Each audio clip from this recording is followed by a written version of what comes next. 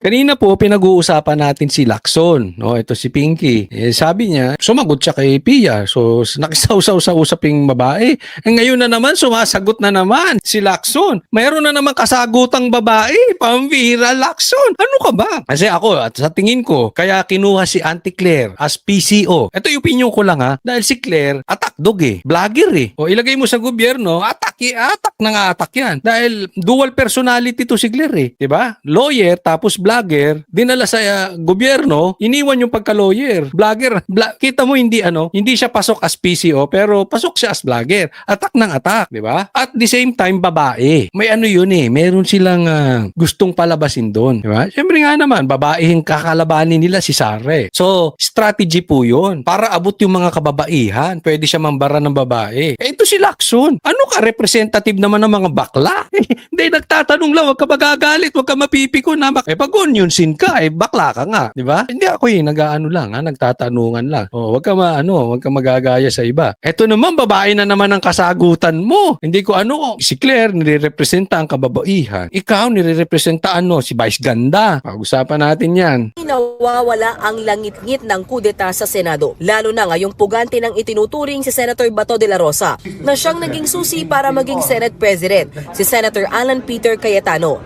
Ang 1311 na bilang ng Senado o 13 miyembro ng mayorya at 11 minorya, 12-11 na lang ngayon. Kaya ayon kay Senator Erwin Tulfo, isa lang tong humakbang dyan, tapos ang boxing. Ba't yung sumasagot dyan? Hindi usapang yan Tulpo. Hindi usapang mag-asawa yan. Ang tahimik mo nun. Ngayon, dakdakan ng dakdak. May pa-boxing ka pa. Pero sa isang interview, sinabi ni Senator Amy Marcos na kaya lang naman daw gustong mapalitan ang Senate leadership ay dahil sa itinutulak na charter change sa pamamagitan ng Constitutional Assembly o CONAS. Ibig sabihin, mga nakaupong mambabatas ang hihimay at babago sa konstitusyon. Giit ng senadora gagawin umano yan para walang 2028 elections. Para raw ma-extend ang termino ng kanyang kapatid na si Pangulong Bongbong Marcos. Bumuelta riyan si Senator Pinglac. Okay, tingnan muna. Doon muna tayo kay Totoo po yan Ito. Inside scoop po ito, inside scoop. At pinag-uusapan na tong matindi. Legit po yan. Yan po ang sabi. At kung ako tatanungin nyo, yung nagsasabi sa akin, di pa sumablay yun. Hindi pa po sumablay. Pinag-uusapan yan. Kasi kaya nga daw tumaas yung boto. Di ba? Remember last year yung impeachment ni BP Sara, 200 plus lang. Ito ngayon nasa 250. Mas tumaas pa. Ano nangyari? Binuking na nga ni Chanco na may bigayan. So ine-expect natin bumaba. Yan po ang ginabang kamera. Sabi niya, marami kasi hesitant bumoto sa impeachment kay BP Sara kasi chances are magiging presidente si BP Sara sa 2028. At alam nila, siguro kayo kahit pulahan kayo, kahit kayo pinklawan, alam ninyo na talagang malakas si Sara. Kasi hindi nyo naman gagawin niyang pangingidnap kay PRRD, pangingidnap kay Bato, kung ano-anong ginagawa ninyo, kung alam nyong hindi talaga winnable si Sara. So alam nyong lahat yan. And alam yan ng mga politiko, kahit tanong nyo sa kanila, alam nila malakas si Sara. Kaya ayaw bumoto for the impeachment. Ang ginamit po nila dyan, huwag kayo mag-alala. Walang 2028 election na mangyayari. Yan po ang balita. Pero bago po lumabas yan sa balita, alam na po namin. Sa katunayan, alam namin sino yung gumagapang. Kaya po ang punto po natin, legit po ito. Antayin nyo lang po, nakakatakot po ito. Isipin ninyo, walang eleksyon. Magpapatuloy ang Bongbong Marcos. CONAS, sinong boboto ng Prime Minister? Kamara. Pag naging Prime Minister si Bongbong o si Romualdez, tapos weaponize ang ICC, may problemang malaki ang Pilipinas. Ito tanong ko sa mga sumusuporta sa ICC. Ito tanong ko sa inyo mga dilawan. Kung may mga dilawang nanonood dito, hayaan na po natin yung liderato nyo Kasi nga sinasabi nila before kay Marcos, never again. Ngayon, ang sabi nila kay Marcos, why not? Diba? Nagbago sila ng timpla. Hayaan na po natin, may mga agenda niyan, gustong kumita ng pera. Pero kayo mga pinklawan, na sumusuporta kayo sa ganito, akala ba ninyo, hindi e-epekto sa inyo yan? By the time na eliminate, tandaan nyo tong sasabihin ko, by the time ma-eliminate ang Duterte, it's a war between Bongbong Marcos and the Pinklawans. Ngayon, wala na kayong power, Pinklawan. Kasi nag-con us na. Napalitan na yung batas natin. Prime Minister na si Bongbong. Extension lang ng extension ng extension. Hindi kayo makakaporma kay Bongbong. Unlike si Sara, pag nakaupo yan, bababa yan at bababa. Bumaba si PRRD, di ba? Ang sigaw ng taong bayan, diyan ka lang. Hindi, bumaba si PRRD. Eto, hindi bababa tong mama na ito. Tagos. Ang pag-asa na lang natin. Gumalaw ang Diyos. We don't know. Baka, hindi ko po wini-wish. Pero baka mamaya ma-overdose. Di ba? Pero kung iisipin natin, bababa ito, hindi na po bababa yan. Hindi na po. Nakakatakot po yan. Kaya magdahan-dahan po kayo sa mga supporters na Pinklawan. Huwag kayong pauuto sa liderato ninyo. That is very dangerous. Si Pangulong Bongbong Marcos. Bumuelta riyan si Senator Ping Lacson Yan na. sa programang Ted Filon at DJ Chacha. Outright lie. Kasi nungalingan, walang pag-uusap kami, masi yung mga focuses namin. Napakalimit kami mag-focus sa minorya. Never yang napag-usapan. Never yang nabanggit yung CONAS. Ayan.